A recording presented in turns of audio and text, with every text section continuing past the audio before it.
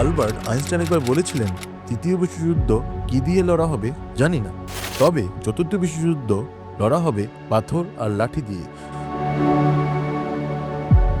Joule Verne তার কল্পনায় submarine কিংবা চাঁদে যাওয়ার স্বপ্ন দেখেছিলেন, যা পরে বাস্তব হয়েছে।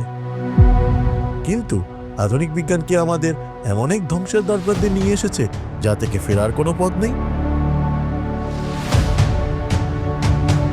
রাশিয়া ইউক্রেন যুদ্ধ থেকে শুরু করে মধ্যপ্রাচ্যের অশান্ত আকাশ, পারমাণবিক অস্ত্র আজ আর কেবল ভয় দেখানোর হাতিয়ার নয়, বরং যুদ্ধের ময়দানের এক চরম বাস্তবতায় পরিণত হয়েছে।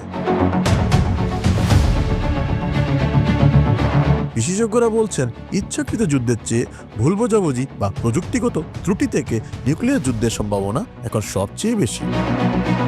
যদি কোনো দেশের রাডারে ভুল সংকেত আসে, তবে মাত্র 30 মিনিটের ব্যবধানে ধ্বংস হয়ে যেতে পারে গোটা একটি সভ্যতা। বিজ্ঞানের চরম শিখরে পৌঁছে আমরা কি তবে মানবিকতা হারিয়ে ফেলেছি? জুল ভার্নের কল্পবিজ্ঞান আমাদের স্বপ্ন দেখতে শিখিয়েছিল, কিন্তু আজকের পরমাণু বিজ্ঞান আমাদের দুঃস্বপ্নের কারণ হয়ে দাঁড়িয়েছে। পৃথিবী কি সুন্দর থাকবে, নাকি কেবল ধুলো আর ছাইয়ের স্তূপে পরিণত হবে?